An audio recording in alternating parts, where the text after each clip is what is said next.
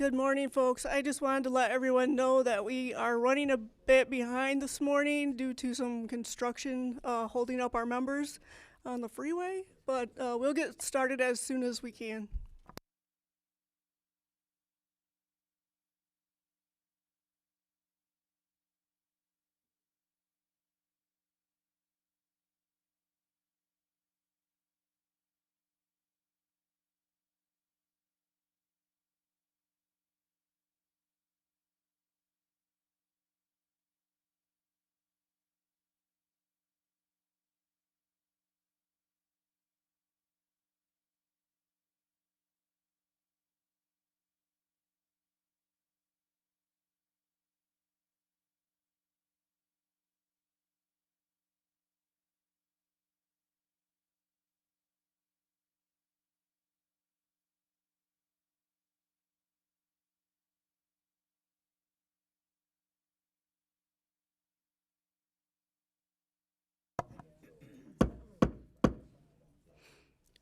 The House Criminal Justice Committee will come to order. Would the clerk please take attendance? Chair Hope, Here. Representatives Andrews, Here. Carter, Present. Breen, Young, Here. Arbit, Devendorf, Cerniglu, Here. Filler, Yes. Mueller, Here. Bazat, Harris, Here. Begol. Here. Madam Chair, you have 9 members present. You do have a quorum. Thank you. Representative Andrews moves to adopt the minutes from the June 6th meeting. Without objection, the minutes are adopted. And we will go at ease at the call of the chair.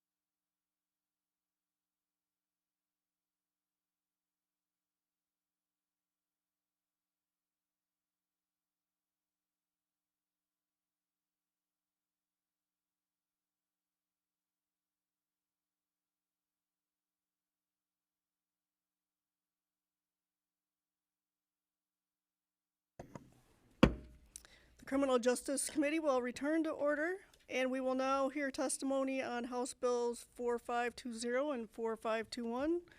Representatives Breen and Mueller.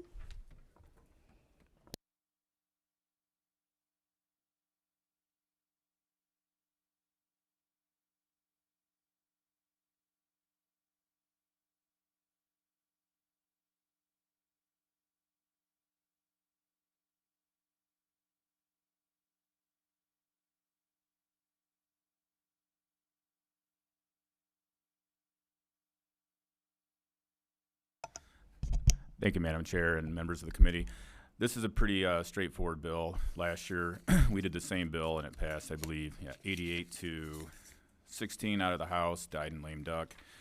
Basically, what we're doing is we're not going to increase the jail time for assaultive crimes against health professionals or medical volunteers. All we're going to do is increase the penalties for the basic A and B. Right now it's a $500 fine. We'll make it $1,000. Aggravated assault's a $1,000 fine. We'll make it $2,000. And Representative Breen's would be for a felonious assault. Currently the fine is $2,000. 4-year felony $2,000, just increased up to $4,000. And they'll also have to place signs throughout the establishment to let people know that they're if they assault or intimidate or harass a medical professional while in the performance of their duties, they can be hit with this extra fine. It's important to realize this isn't about the patient, because patients, it's kind of hard to charge a patient sometimes if they're under the influence of something or in a mental breakdown and things like that. This is more for in the ER, when I was a police officer, and there's other ones on the committee, that sometimes it can be a pretty emotional scene at the hospital and people don't think their family members are being cared for properly. However, when you harass or intimidate or interfere with a medical worker or health professional while they're performing their duties, unfortunately, then other people that are at the hospital aren't getting the proper care that they need. And, these people go to work every single day like the rest of us, and they don't need to take on the extra burden of, people spitting on them, intimidating them. So we think it's a step in the right direction, and we do have some people here to testify, but we'd be happy to answer any questions. And it's important to recognize that the catalyst behind these bills have been a massive increase in assaults against medical professionals in the course of their duties. So you can imagine if somebody is inserting an IV or performing a particular even in-room procedure on somebody, if they are assaulted in the course of that, there could be significant harm caused to everyone. And we also should know that this is just one piece of the puzzle. There is more than one way to help combat violence in hospitals and medical settings, and hospitals have been increasing their trainings, de-escalation programs. I know that there are organizations that provide free pamphlets and flyers. There will be postings to let people know about these enhanced penalties. And some hospitals, they have screenings, whether they're metal detectors or body scanning technology to screen for weapons, but most importantly, hospitals are stepping up to help take care of some of their own employees, and the true hope here is that this will incentivize people to stay in their professions. We all know people who have left their professions, especially during the pandemic, due to the stressors or increased violence, and this is truly hoping that it will help keep some of the nurses that we need and the doctors that we need in the hospitals where they can do a lot of good. Happy to answer any questions. And lastly, I would just like to say that last year when we did this bill, there was no stakeholder groups that came out against it. I don't see any questions right now, so I'll call up Dr. Denny Martin, who is the Chief Medical Officer at Sparrow Hospital. And you can begin whenever you're ready.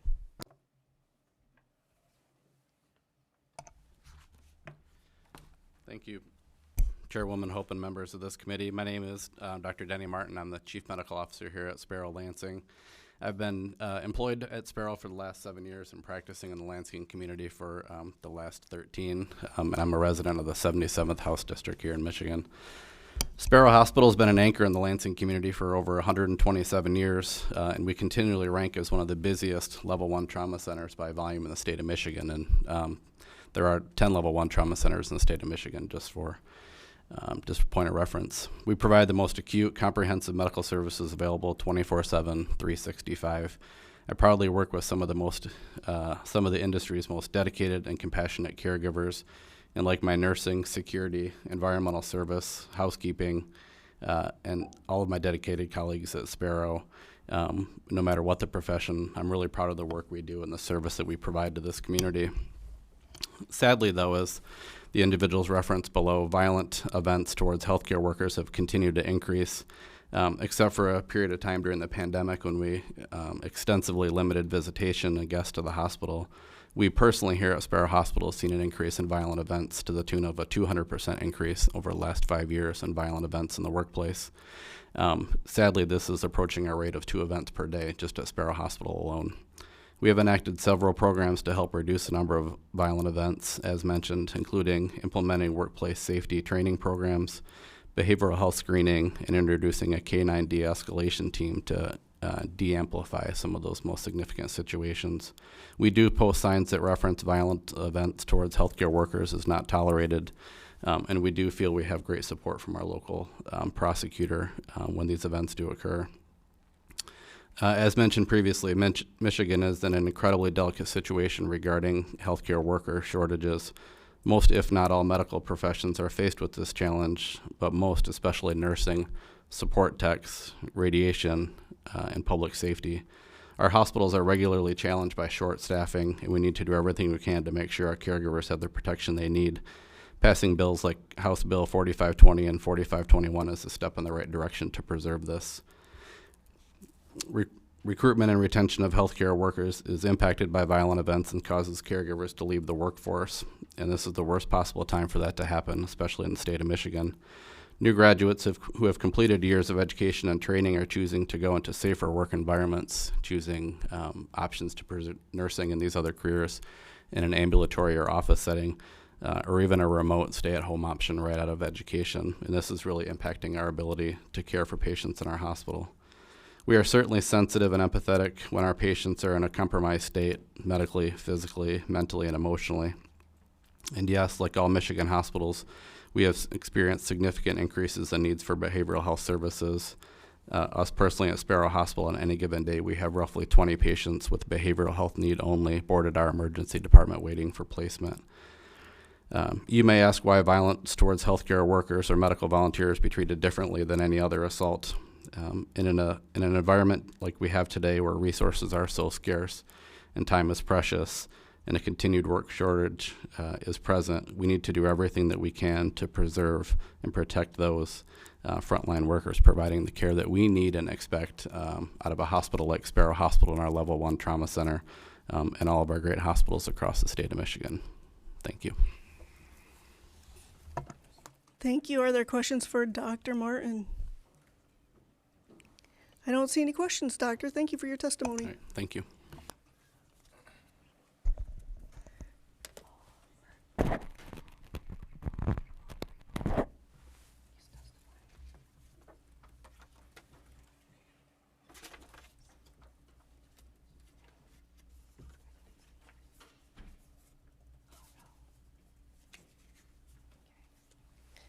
Next, we'll have Cody Ball come up, and I'm trying to find his card. He wanted to bring a couple of other folks up with him.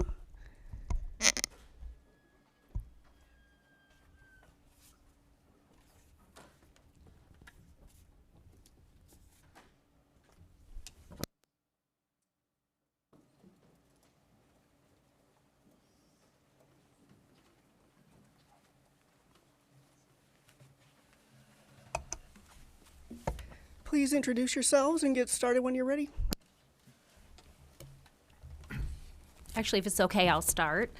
Thank you, Madam Chair and committee members. Good morning. My name is Christy Snidgen. I'm the Executive Director of the Michigan College of Emergency Physicians. We've been an advocate for Michigan emergency medicine physicians and their patients since 1969. We are a not-for-profit organization with over 2,000 members currently. MCEP upholds a mission to advance quality emergency medical care, to support the interests of our members, and to promote the values of emergency medicine. We are committed to protecting the longevity and future of our physicians, their patients, and emergency medicine as a specialty. Violence in the ED has escalated since COVID, and we are hearing from our members all across the state, from north to south, east to west, from both rural and urban areas.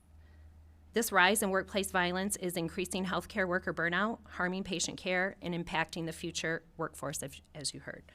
For these reasons and more, MSEP stands in support of House Bills 4520 and 4521. At this time, I'd like to introduce our President-elect, Dr. Michael Fill, who will speak more about his experiences and the importance of this legislation. Thank you. Thank you. Christy. As Christy said, my name is Dr. Michael Fill.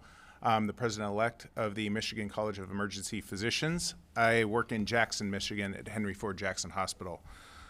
The Emergency Medicine Treatment and Labor Act, or EMTALA, was passed in 1986. It applies to all emergency departments in the state of Michigan as well as the entire United States.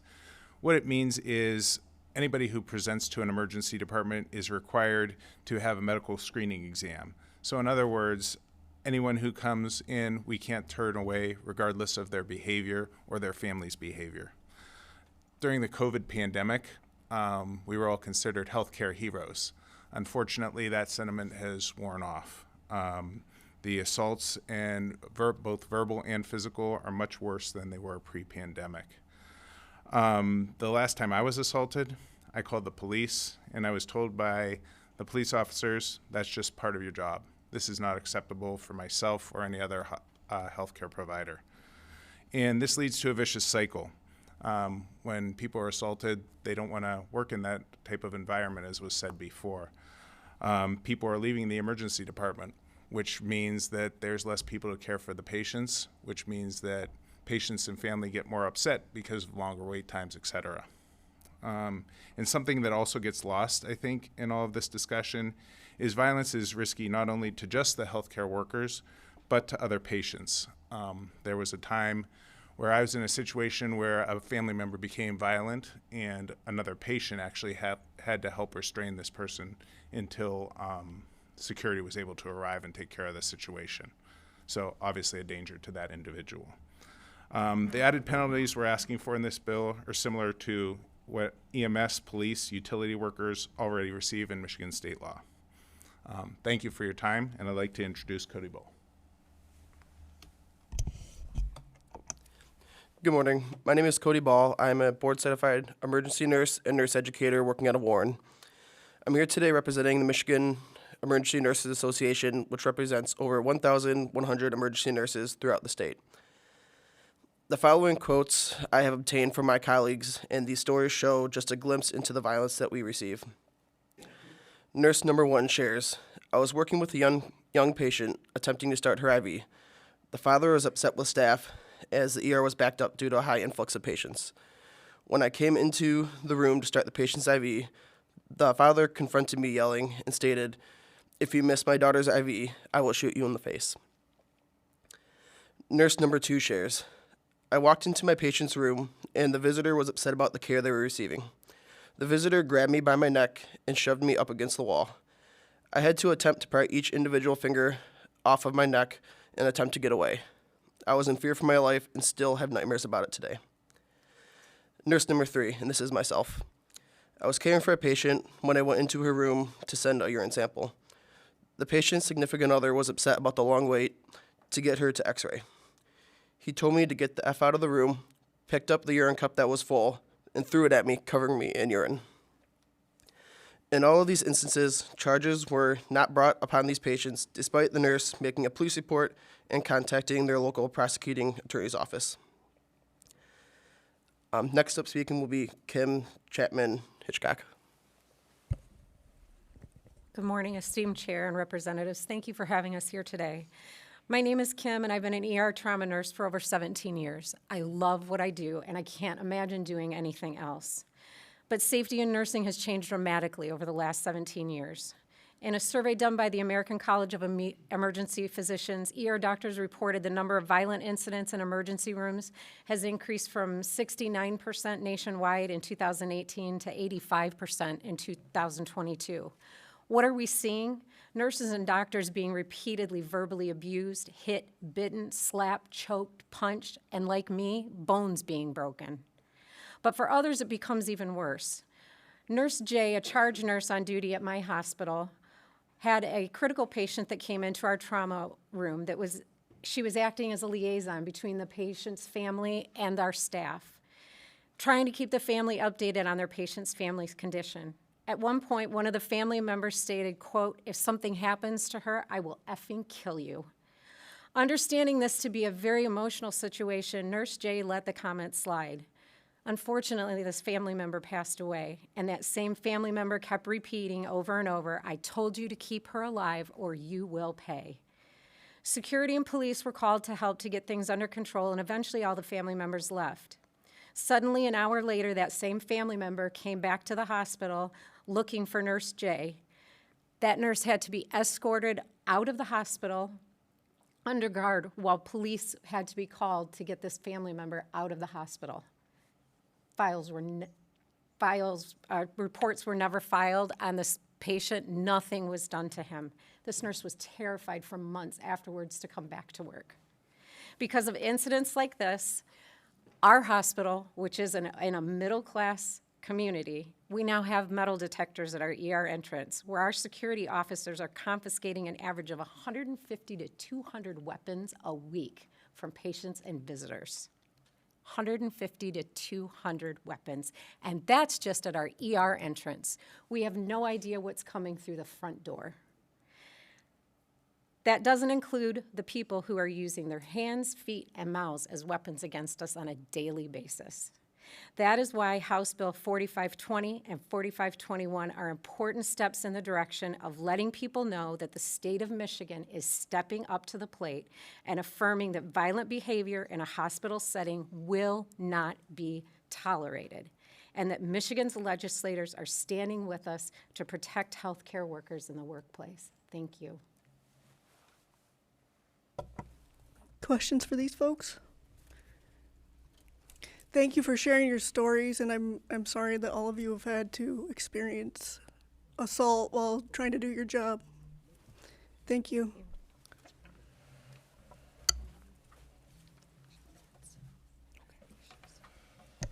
Okay, we next have Michelle Pena.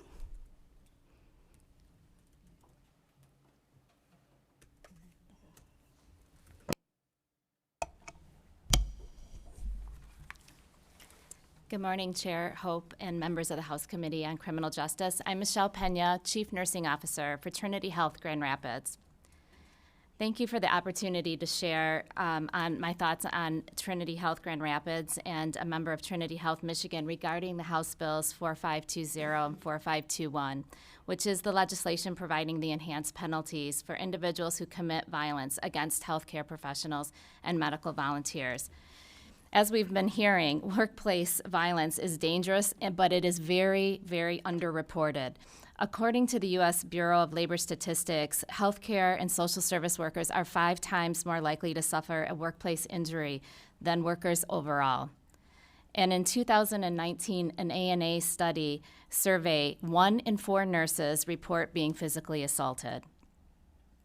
Violence against healthcare workers have long existed, although there is little awareness or understanding by the public of the intensity of the threat to our healthcare workers that they encounter every day.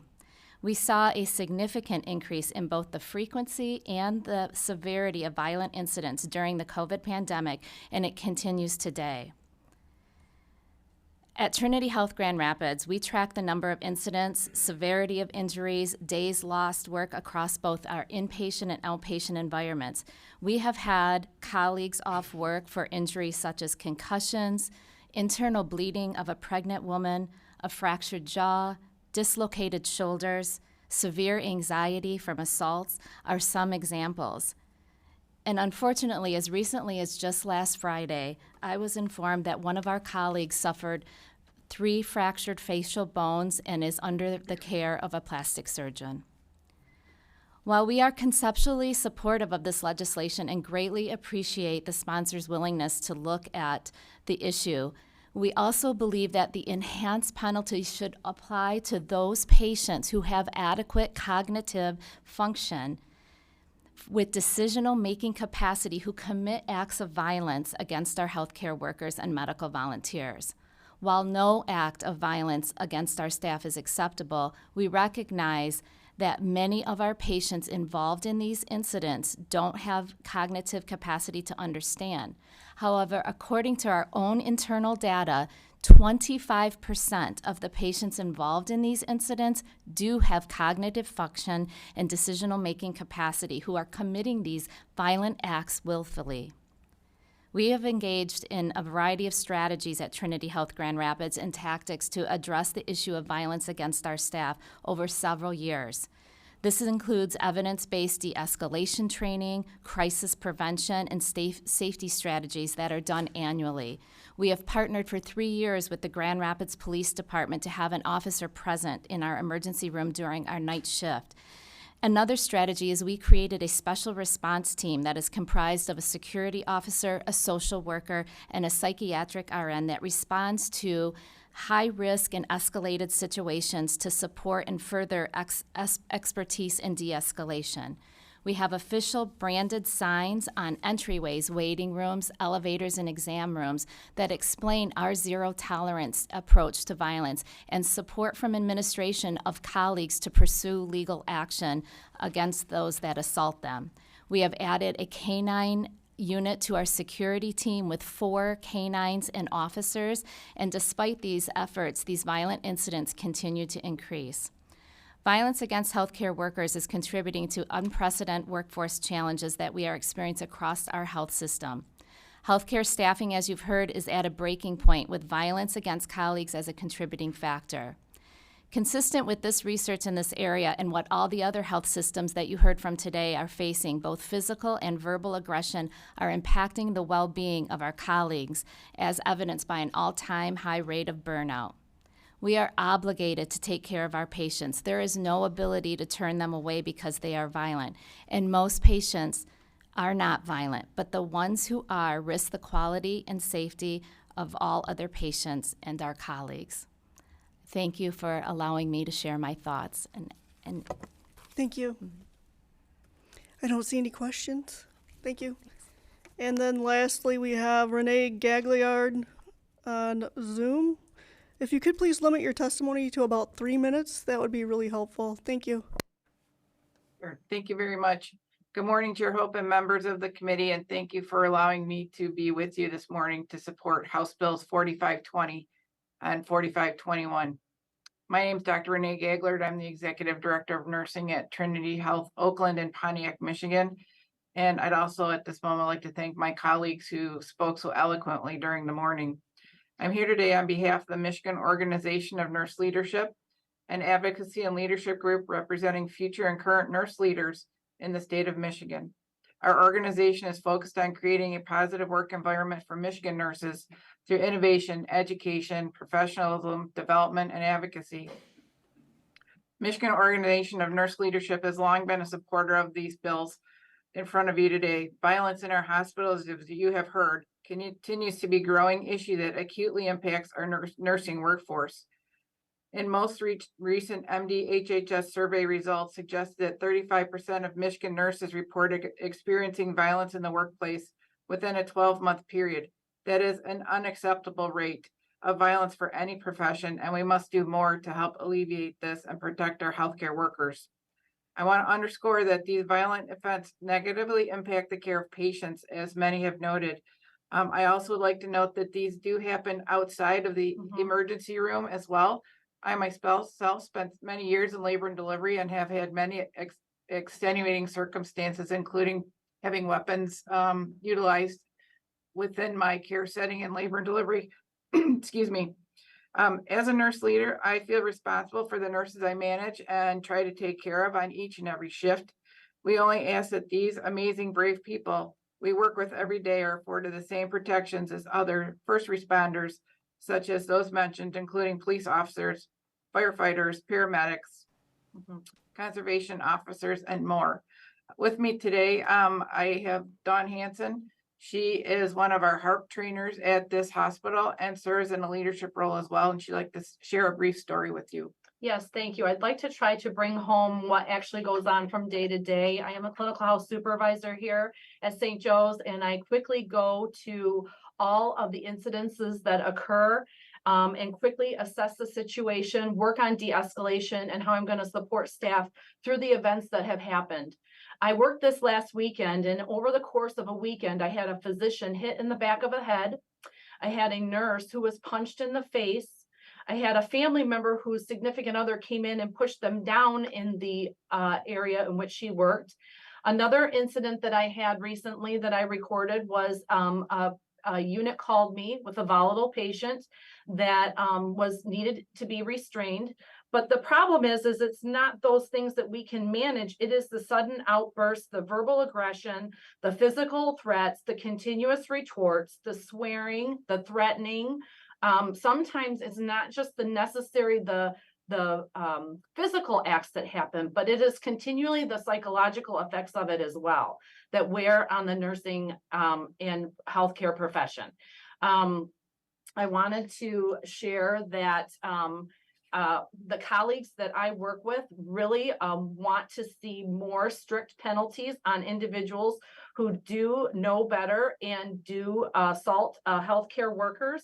And I have to train individuals to know that now, at any time that they come into this hospital, I have to assume that I'm going to be assaulted, and I have to be prepared to handle the situation. But we can only do so much on our end. So we're really asking for the support from you guys to pass these bills that would help to bring deeper penalties to those who deserve it. So thank you. Thank you. I don't see any questions. Thank you to everyone who testified this morning. I do have a few cards here to read in. Megan Blue from Corewell Health supports the bill, does not wish to speak. Dawn Kettinger from the Michigan Nurses Association supports the bill, does not wish to speak. Toby Moore from the American Nurses Association, Michigan, supports the bill, does not wish to speak. Sean Sorensen Abbott from Michigan Health and Hospital Association supports the bill, does not wish to speak. Trooper Christina Drosty from the Michigan State Police is neutral on the bill and does not wish to speak. And then Sam Champagne supports the bills and does not wish to speak. There was a card for that one. We are going to move on to the hate crime bills. We will vote on those. We took testimony on these bills on June 6th. We do have a few cards here. Okay. A couple of folks who wish to speak before we vote. Professor William Wagner. 3 minutes or less, if you please.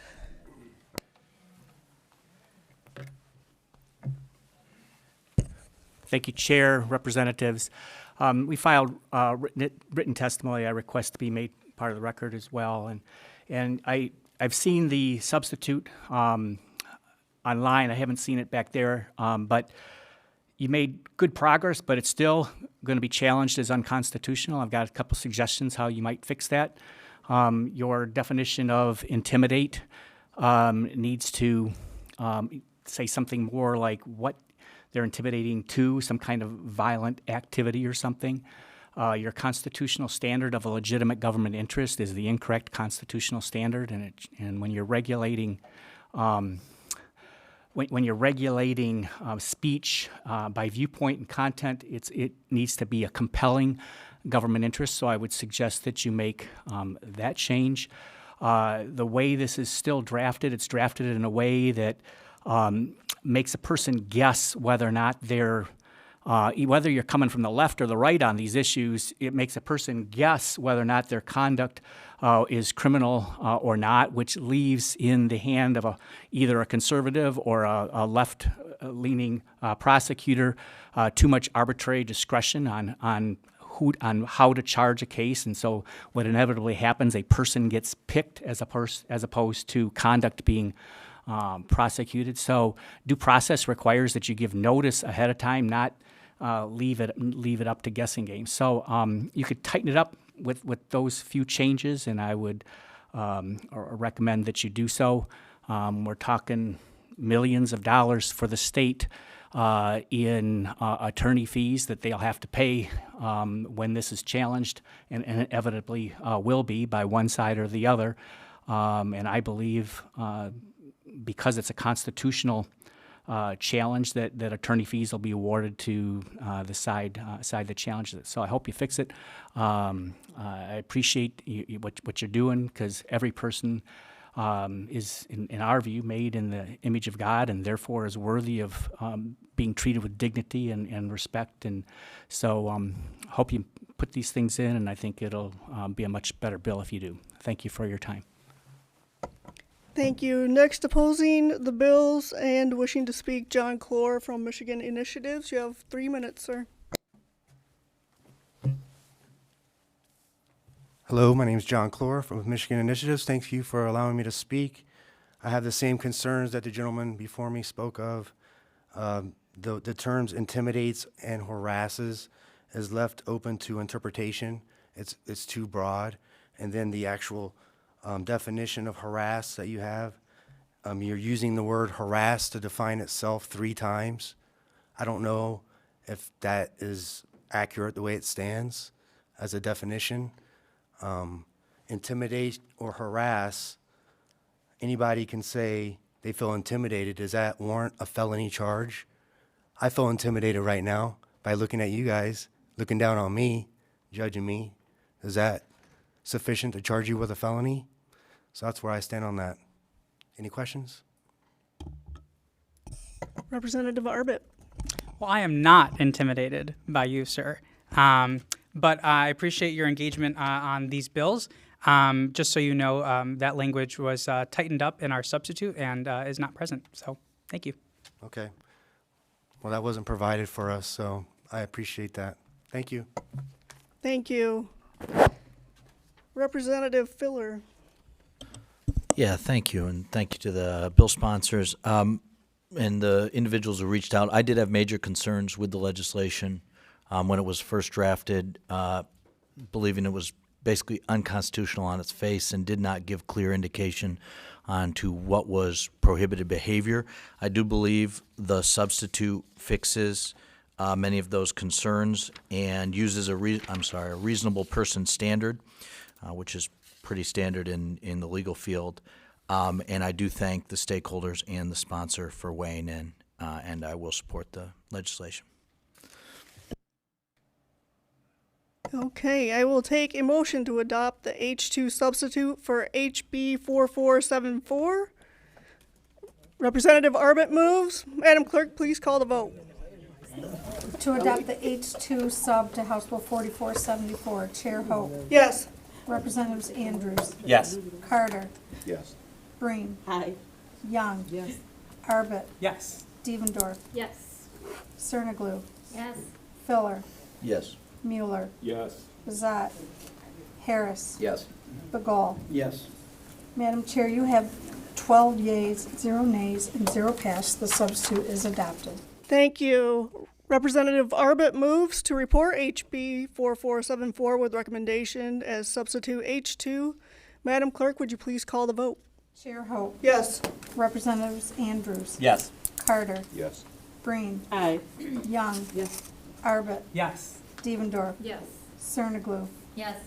Filler. Yes. Mueller. Pass. Bazat. Harris. Pass. Begall. Pass. Madam Chair, you have 9 yeas, 0 nays, and 3 pass. House Bill 4474 is reported with recommendation as substitute H2. Thank you. Representative Young moves to adopt the H1 substitute for HB 4475. Madam Clerk, would you please call the vote? Chair Hope. Yes. Representatives Andrews. Yes. Carter. Yes. Breen. Aye. Young. Yes. Arbit. Yes. Devendorf. Yes. Cerniglu. Yes. Filler. Yes. Mueller. Pass. Bazat. Harris. Pass. Begall. Pass. Madam Chair, you have 9 yeas, 0 nays, 3 pass. The substitute is adopted. Thank you. Representative Devendorf moves to report 4475 with recommendation as substitute H1. Madam Clerk, would you please call the vote? Chair Hope. Yes. Representatives Andrews. Yes. Carter. Yes. Breen. Aye. Young. Yes. Arbit. Yes. Devendorf. Yes. Cerniglu. Yes. Filler. Yes. Mueller. Pass. Bazat. Harris. Pass. Bagol. Pass.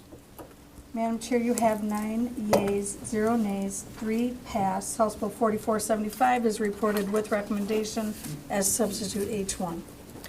Thank you. I will take a motion from Representative Arbit to adopt the H2 substitute for HB 4476.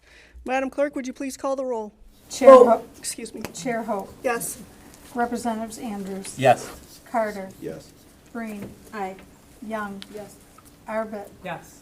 Devendorf. Yes. Cerniglu. Yes. Filler. Yes. Mueller. Yes. Bazat.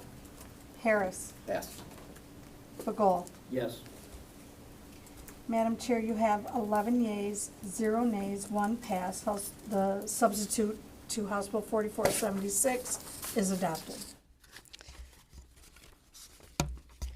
Thank you. Representative Arbit moves to report HB 4476 with recommendation as substitute H2. Madam Clerk, would you please call the vote? Chair Hope. Yes. Representatives Andrews. Yes. Carter. Yes. Green. Aye. Young. Yes. Arbit. Yes. Devendorf. Yes. Cerniglu. Yes. Filler. Yes. Mueller. Yes. Bazat. Harris. Pass. Bagol. Yes. Madam Chair, you have 11 yeas, 0 nays, 1 pass. House Bill 4476 is reported with recommendation as substitute H2. Thank you. Representative Andrews moves to adopt the H1 substitute for 4477. Madam Clerk, would you please call the vote? Chair Hope. Yes. Representatives Andrews. Yes. Carter. Yes. Green. Aye. Young. Yes. Arbit. Yes. Devendorf. Yes. Cerniglu. Yes. Filler. Yes. Mueller. Yes. Bazat. Harris. Pass.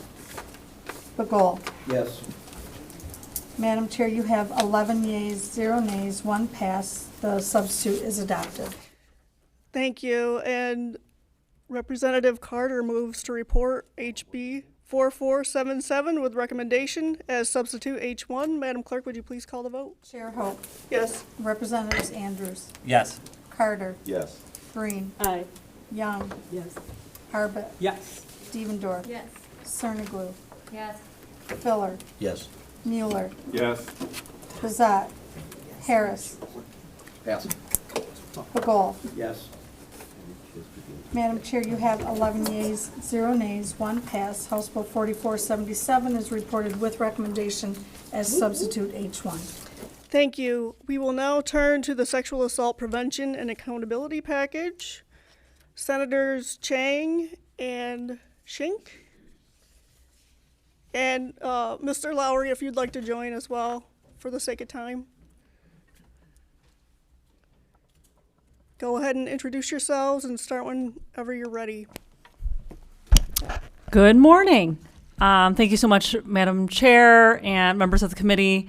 The bipartisan bills before us today would make a difference in preventing future sexual misconduct from happening. They are policy solutions that we must take to prevent future misconduct, protect survivors, and improve accountability. Since the Nassar scandal at MSU, as we are all familiar, we've seen similar incidents, including at the University of Michigan and in youth hockey teams, and the list goes on. But we also know that sexual assault is something that happens far too frequently in a way that isn't always on the front cover. Sexual assault takes place on college campuses, in our communities, and inside the home. Sexual assault victims and survivors are all ages and all genders. 1 in 9 girls under the age of 18 experience sexual abuse or assault at the hands of an adult. 1 in 6 American women have been the victim of an attempted or completed rape in her lifetime. And the statistics for those who are mentally incapacitated are also shocking. The impact of sexual assault is compounded. It's not only the physical incident, but also the psychological, emotional, and physical effects that can linger afterward. This bill package was first developed back in 2018 and was informed by hundreds of pages of documents and consultation with survivors, experts, community organizations, advocacy groups, educators, parents, and others to come up with potential solutions to help address the issue of sexual assault. These bills, along with the House bills that have already passed the House, were passed numerous times with overwhelming bipartisan support in the House and reported unanimously from the Senate Judiciary Committee in each of the last terms. And we're looking forward to getting all of these bills across the finish line. I want to talk a little bit about my bill, Senate Bill 66. 4 years ago, I started, actually many more than that, I think 6 years ago, I started a fellowship for high school girls of color. In 2016 and 2017, the young women chose to work on sexual assault and interpersonal violence for their community action project, because many of them have either experienced sexual assault themselves or have a family member or friend who is a survivor.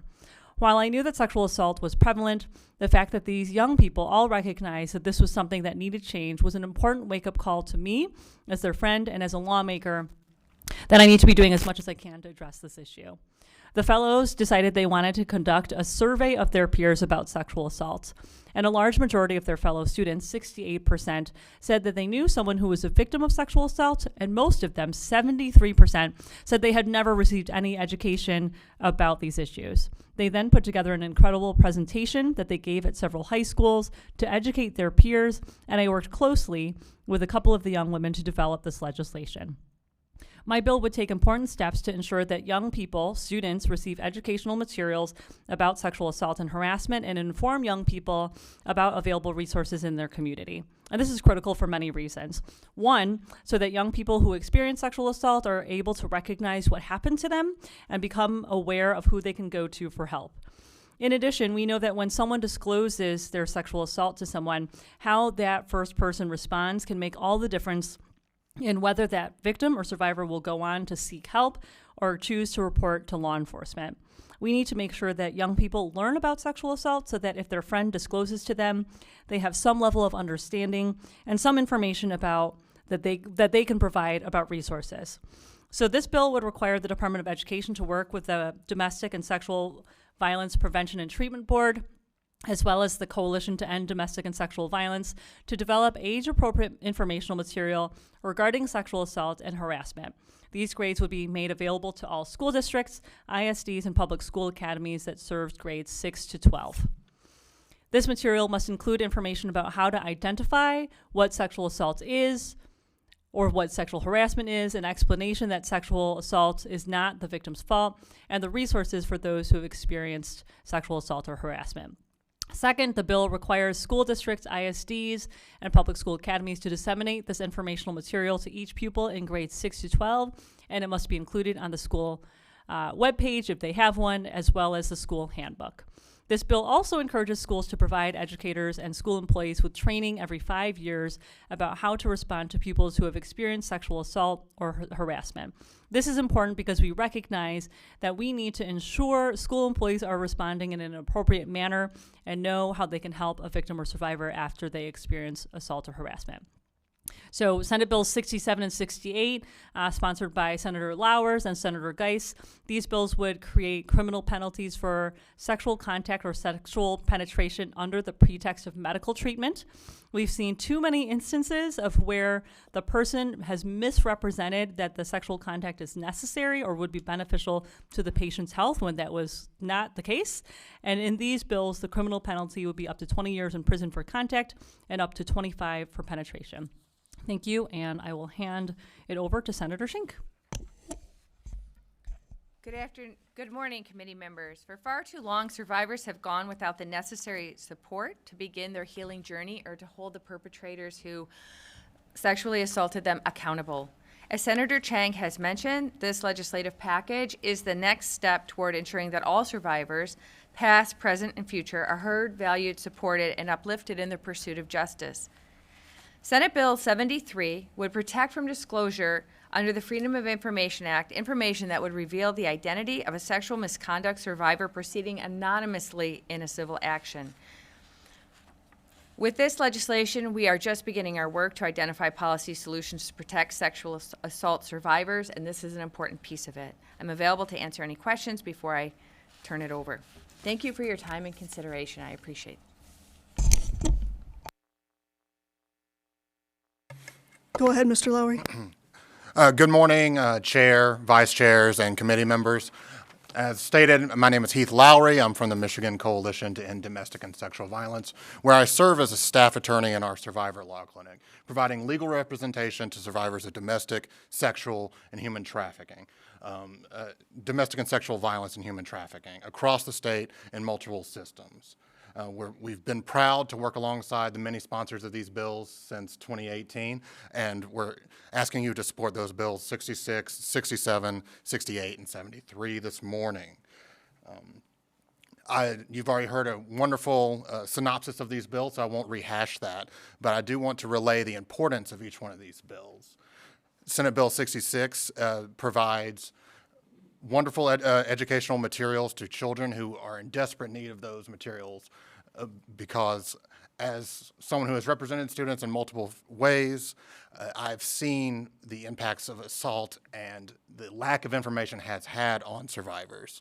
They often are just lost and don't even know who to approach in the beginning. And information is the first step to combating and preventing this sort of violence. From that, 67 and 68, that protects and strengthens the trusted relationship between doctors and patients. That is a relationship that is founded on trust and should be honored in every way. And a violation of that trust, it should be treated as such and should be held to a higher standard and making sure that survivors have an avenue to receive justice in those situations. And lastly, Senate Bill 73, as each provider of domestic and sexual violence services knows, confidentiality is a cornerstone of all of our services. Many survivors would not step forward in any way if they did not have that guarantee of confidentiality.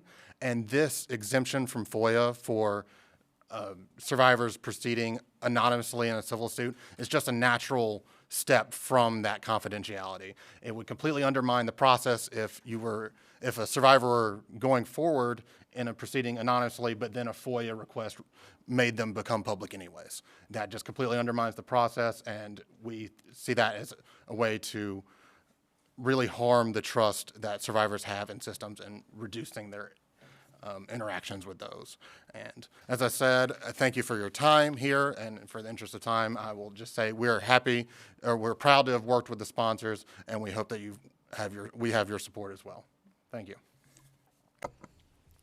Thank you. Questions for the bill sponsors or Mr. Lowry? You've done a very complete job. Thank you. We will now vote on Senate Bill 66. I'll take a motion to report that. Representative Breen? Madam Clerk, would you please call the vote? To report Senate Bill 66 with recommendation, Chair Hope. Yes. Representatives Andrews. Yes. Carter. Yes. Breen. Aye. Young. Yes. Arbit. Yes. Devendorf. Yes. Cerniglu. Yes. Filler. Yes. Mueller. Yes. Bazat. Harris. Yes. Bagul. Yes. Madam Chair, you have 12 yeas, 0 nays, 0 pass. Senate Bill 66 is reported with recommendation. Thank you. I'll take a motion to report Senate Bill 67. Representative Breen again. With recommendation, Madam Clerk, would you please call the vote? Chair Hope. Yes. Representatives Andrews. Yes. Carter. Yes. Breen. Aye. Young. Yes.